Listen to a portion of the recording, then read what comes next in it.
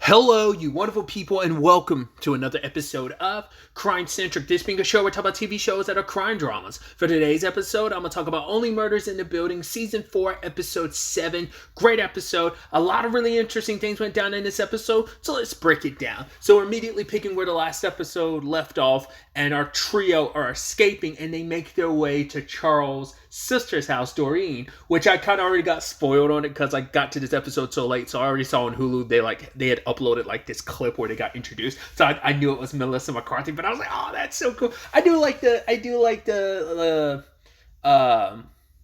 like well-known actors that just kind of pop up in there, just like, you know, guest stars and stuff. I think it's always so dope and so much fun. But yeah, I love how unhinged his sister is. I love that Charles kind of admits it, that she's kind of a I forgot what she says. I'm like a big mess, and he's like, I'm an uptight mess or something like that. They both got their issues, and they're just on opposite sides of it, because she's very expressive about her emotions, which she can come off a little crazy like that, especially with all those dolls. And I love that Oliver is like, oh, maybe all of these dolls are a substitution for all your children that left. And she's like, oh my God, I never actually thought about it that way. Look at you being so smart. You know, smarts outweigh, you know, height any type of way. It's just kind of like, oh, cool. You know, obviously, like, she found her little short king. Because I love the whole flirting with Oliver the entire episode, but it's like, you are married. But granted, you kind of kicked your husband out, and now he's like having to sleep in the boat in the driveway. So, yeah, but she's kind of out there.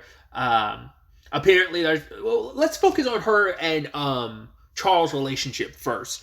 Charles' issue with his sister is like, right, when she was 3, he kind of pushed her too hard, I think, on the swing, and basically she lost her spleen because of it. And he's like, she's always kind of held that against me, and he never knows how to properly deal with that. And from Doreen's perspective, it's like, you're so uptight, you never want to express your feelings, you never really want to see me and be around me, you just think I'm crazy. Why? Just because I want to feel my feels, you think I'm crazy? Once again, she's just very expressive with her emotions, and Charles is very much the button up, keep stuff buried type. So it's kind of, you know, leads to some fallout later on in the episode. But I thought it was kind of a neat moment when they talked, where he's like, I don't like, she's like, I bring up the whole spleen thing, it doesn't bother me. She's like, I do that just to bust your balls. But he's like, it actually bothers me when you bring that up, because he's like, Mom, I remember, like, I was 19, Mom just kept screaming at me over and over again about how much it was my fault. So he has some trauma associated with it. And even she's like, do you know, like, why I remember when I was 5 years old going to, like, your first play ever? Is because it was the only time Mom ever held my hand. He was like, well, Mom held your hand? She's like, yeah, it's that thing of like, our mom was very messed up, and I'm sure that's kind of a fear of Doreen's, of being too much like their mom. But it's like, yeah, it affected him in different ways. Once again, she kind of like explodes outward, whereas Charles kind of retracts inwards. Like, he keeps a lot of stuff bottled up, and it is the interesting element of these siblings on opposite spectrums of that pendulum of how their mom affected him. And it's just like, their mom was never the getting close to people type, and it's like, yeah, before you even had time to really deal with her process, she was here, she was very distant, and then she was gone. And it's like, that is sad. And it, you know, and it's sad too, considering like, we kind of all the family we have left, and we don't spend time together like we should, you know. But Charles is saying that going forward, he is going to make more of an effort to be around his sister, which I think it's sweet. That I think it's, at first I was like, I love that it, for most of the episode, like, let's face it, 95% of the episode, it feels like there is no like case progression, that it's all like personal character development between characters. I mean, it's basically an episode of relationships, like, and dynamics, because Mabel's trying to work on the case the entire time, but just characters keep popping up and derailing her attempts at an investigation. So I just think that's kind of neat. But I really love the Charles and Doreen of it all. But also, like, speaking of Doreen, like, I love her interactions with Oliver, just being so like aggressive about what she wants. Once again, even though she's a married man, it's not like her husband's dead or anything. He's out in the driveway. A lot of times he's visiting Can-Cans, the booty version of Hooters. That has to exist, right? The butt version of Hooters. I think I've eaten from Hooters once or twice. Like, I've never actually been inside of a Hooters. Like, I don't remember what the circumstances were, but I remember someone ordering from Hooters, but I've never actually been inside a Hooters. Going back to Oliver, early at the beginning of the episode, he sends a text breaking up with Loretta, which I'm like, well, for one, I didn't think about it at the time, but until she brings it up later on, I'm like, yeah, it is the shittiest thing to like break up with someone with a text. Probably it happens. I don't know the statistics for it, but I'm sure it happens a lot more often. And you're like, oh, that's kind of a shitty thing. At least talk to someone on their phone. Like, you don't have to text. At least call them up, hear their voice, like communicate everything. You know, like through your actual words and your voice rather than just through words, which can be misinterpreted and taken out of context and some if you don't word things the right way, you know. So I don't know, just you'd rather do that face to face, but it's also like, right, you're in New York, she's in LA, but and it's sad because he's just assuming, like, I figured that we see the context of the episode where we were like, okay, she's in a cast and she's like, and I'm like maybe she couldn't just be like, my thought at the time was like the cast was like too on her and she couldn't really communicate, but we got an explanation for it later on that it's like, right, that wasn't her, that was her double. Her stunt double for that scene was in the cast too, and the PA just gave the phone to the wrong person. They just assumed that was Loretta. So immediately it's kind of like, well, for one, Loretta just randomly showing up like that. And I love that literally everyone that shows up, whether it's Loretta, whether it's Ava, Eugene, and Zach, or even Bev, it's all because Howard couldn't keep his mouth shut. And I even love the actors are like, yeah, you know, rich people can't help but like answering and giving answers to like famous people. It's like, you know, I mean, obviously Howard's tied to the production, so that would make sense why he would talk to Bev, why he talked to like the actors. He, you know, it's just like, oh yeah, give them this information. It's like, you're kind of not doing a good job because you were specifically told not to tell anybody where they were. Loretta, I guess it's kind of, I mean, it makes sense with Loretta because it's like, well, it's, but it's almost like it's still, it'd be funny if like someone else completely unrelated showed up. I mean, Bev and the actors are enough, but Loretta's connected enough where it's like she's trying to get in contact with how Oliver, and he turned off his phone. Either way, I was curious whether or not Oliver was actually going to pull the trigger and tell Loretta what he actually said during that conversation, and he actually does. He's like, yeah, I was going to propose to you. She's like, you're going to what? He's like, yeah, I was going to propose to you. I'd love to, because before we even get to that, she's like, oh, should I be jealous? Because the very compromising position, like the moment he landed on top of her when the doorbell rang, I was like, it's going to be Loretta opening the doors, and lo and behold, it ended up being Loretta. But I was like, of course she's going to catch you in a compromising position. But he may be like, oh, should I be jealous? And he's like, no, he was just like drinking and pouring his heart out to Doreen. Once again, she's a very like emotional person, and he's pouring her heart. Like, it's just kind of a thing of, I'm going through what I'm going through in my life and everything, and now I kind of latch on to you who's going through something similar. So it's not like he was putting out weird signals of like, oh yeah, like made it perfectly. Well, he did say he was going through a breakup, so she kind of jumped on that opportunity. Either way, putting that aside, but it's like, yeah, he just talked about the fact is you were going to LA and I was kind of getting scared, so I just wanted you in my life. And he's like, and then like the moment he started saying like, yeah, the Insta thing, I was like, stop it. I had to pause the episode. I was like, oh God. I was like, this is not what you do, Oliver. You do not. This is a secret you kind of take to your grave. Granted, in the end of throughout the episode, it kind of works out in the end. So it's like, honesty is the best policy, but there's just some things you probably should keep to yourself. I mean, because I was so certain she was going to find out like while he was doing it, because I thought he was going to persistently do it, but he deleted it. That the same episode that storyline came up in, it was also deleted at the end of that episode. So it was kind of a moot point. So I was like, oh, I guess she's just never going to find out. But now he tells her about Ronnie, and for her it's like, I opened up to you. I screenshotted your memes, and you see her like deleting them later on. Understandably, like, she is upset because it's like, well, first and foremost, apparently you only wanted to propose to me because you were scared of losing me. And then on top of that, you broke up with me over text. And I also find out that you created a Finsta just to kind of stalk me a little bit. He's like, well, yes, that all sounds really bad when you line it up back to back like that. And it's like, it really is bad. Then that led to a conversation between, because Doreen and Loretta got into a little tussle. I was like, yo, that's kind of messed up. I was like, whoa. Like, Doreen was kind of losing it. She's a little off her vodka and Crystal Light. And then later on it pops off into a full-blown like pushing contest and stuff like that, and it's just like things got gnarly. I even love at one point she's like, oh, my pacemaker. I was like, whoa, does Loretta have a pacemaker? And then she was like, huh, I was acting. I was like, wow, that's hilarious. And then she like, we saw Loretta kind of go super aggro because she's always had a very like kind of meekish personality of what we see, and seeing her go aggro this episode is kind of wild. And then like biting Doreen and everything, it's like those two kind of, I even love like Eva telling Doreen, like giving her some advice of like, oh, you got to put your arm in, you got to put her in the chokehold. And then you even have Mabel be like, oh, should I break this up? Actually, never mind, I'm not going to get in the middle of this. So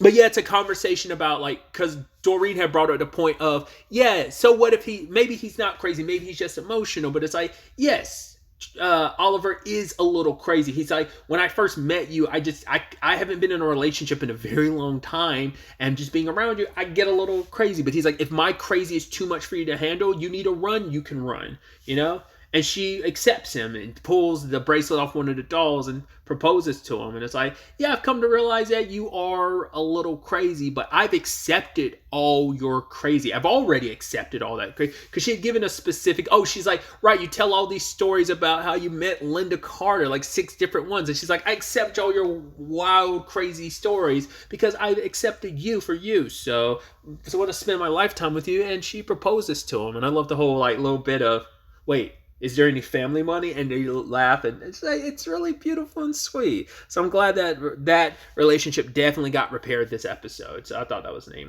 Staying on Loretta really quickly, I love the whole bit where like Bev is like talking about like, she makes a snide comment against Loretta being like, oh, you TV actor. And she's like, oh, you've seen my work. And then kind of proceeds to tear her down because she's shitting on all the actors, which I think is so funny because it's like, because the actor she's shitting on, like, you know, it's Meryl Streep, so like that line of dialogue has to be extra, like you lean into that extra because you're like, it's Meryl fucking Streep, you know. So it's like it adds layers to how funny it is because it's like, it's, you know, one of like an extremely talented legend in the craft. So it's just it's kind of fascinating, especially considering like, oh, you TV actor, considering like. I need to watch the show. Was it Big Little Lies? Is that? I think that's like one of that, and this might be like the only TV show she's ever done, hasn't it? Or at least like in the later parts of her career. I mean, maybe she did some TV in her earlier career, but like that, other than this, that's the only other TV show I'm aware of that she's done. Maybe she's done other stuff too, and I'm just not thinking of it. Once again, there used to be that stigma for actors. I'm like, oh, you could kind of like, oh, if you're a movie actor, you TV is lesser than, and it's like, it's such a blurred line now that you see so many actors you only saw in movies doing TV. So especially where TV quality is where it is now, you know, tangents and all that aside, I just love that whole bit. Loretta's actually the one that told Mabel that she should involve the actors in her investigation because, like, yeah, actors study stuff, and it's just. Yeah, and even Eugene said it himself. It's like 3% of acting is just actually the job. The rest is picking up skills that benefit the backstory of your characters and stuff like that. So, but yeah, Bev is kind of dealing with the fact is that she first showed up because she's like, wait, are the brothers, sisters actually the ones responsible? It's like, if they are the killers, we're gonna have to fire them. But if there's a chance that you don't know if they did it, well, we can keep them on and just kind of deal with the ramifications of that later on. And then, you know, and it's like, well, yeah. And she's telling whoever she's talking to over the phone, it's like, yeah, he says there's like a 60% chance they didn't do it. So, but yeah, she gets a little drunk because the movie's in peril of not being able to be made. So she's chewing out all the actors. She's like, Zach, you and your complaining. All you do is complain. Oh, wow, I got someone sniped at me and I got a boo-boo. It's like, well, you know, you're also the person that pulled out his IV and sucked up all his drugs last episode too. So there is that stipulation to it all. But yeah, and then she was just like shitting on everyone, and I love their responses. Like Eugene was like, "Oh, middle child." Zach says, single mom, and Ava says low thyroid, no, high thyroid, and she's like 3 for 3 fuckers, and I was like, wow. But it kind of proved Loretta's point about everything.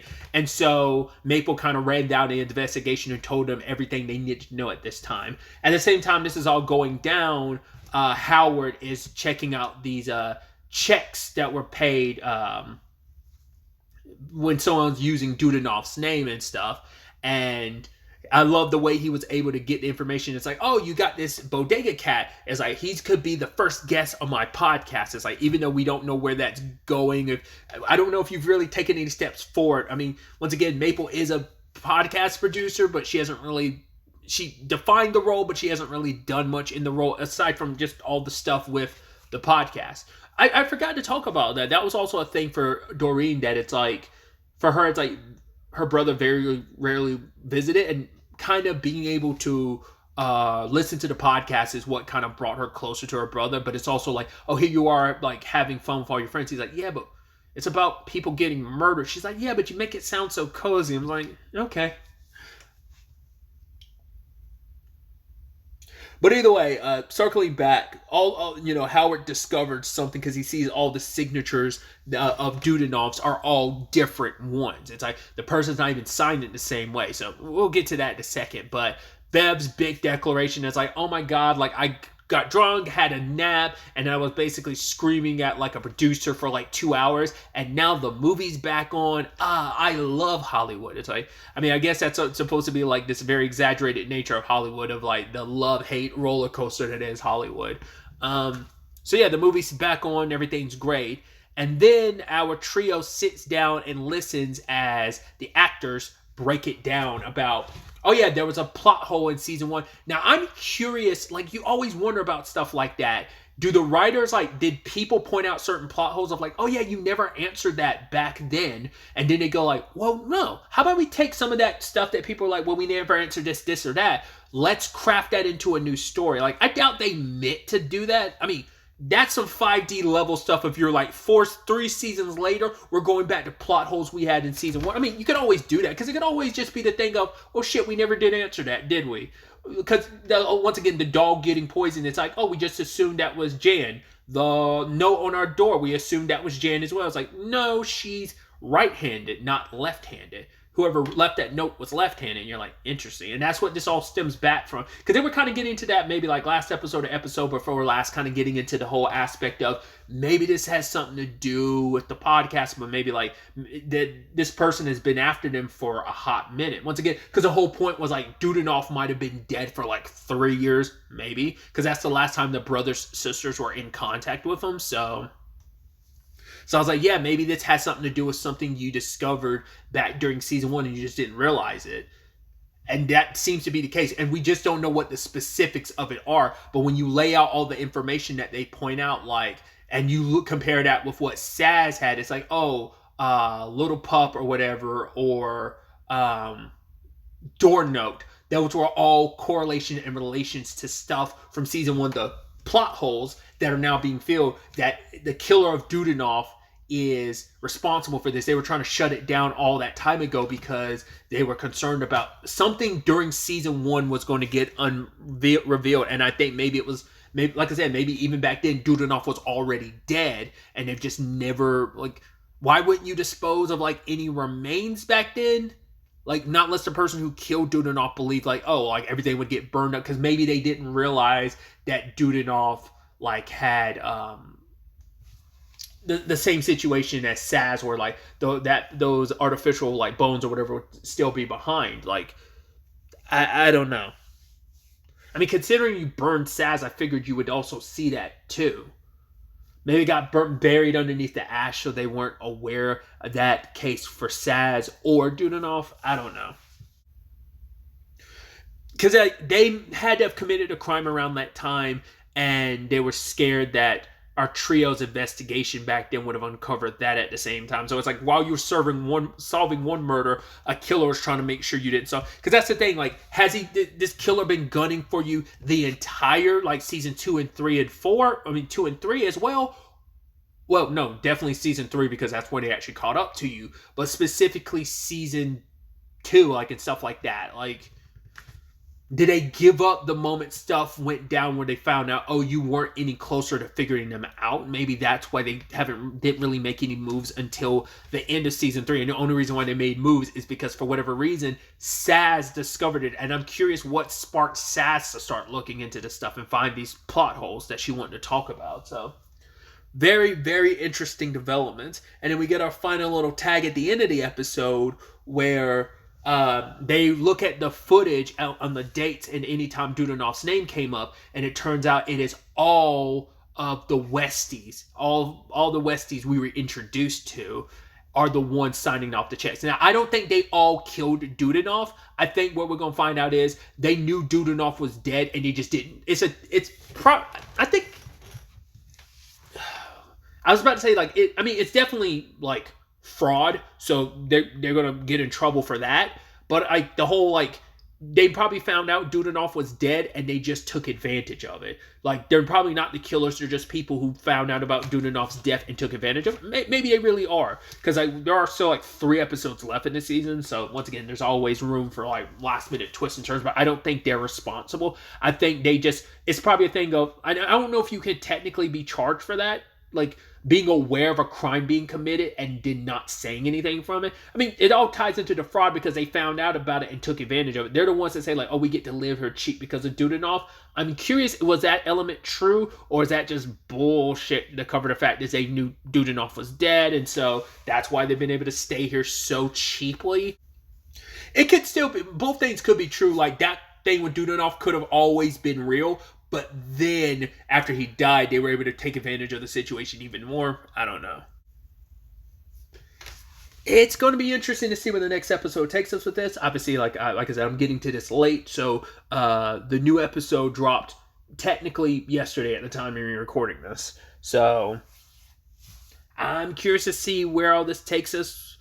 Like I said, it's just with it only being episode 7 now and next episode being 8, there's no way I call them lefties, Jesus, the Westies are responsible. But they do know now that because Howard called them and he said, oh, like it was Vince saying his name was Dudanov. It's like, right, it's like now he tells everyone else, oh, they know already. So like I said, it's about another scam they're running. Once again, it's going to be fraud, but it's not going to be murder. So we'll see where it all goes. But really, that's all I wanted to talk about. Till the next time we meet, be happy, be safe, live life to the fullest, and enjoy it. Good day and goodbye.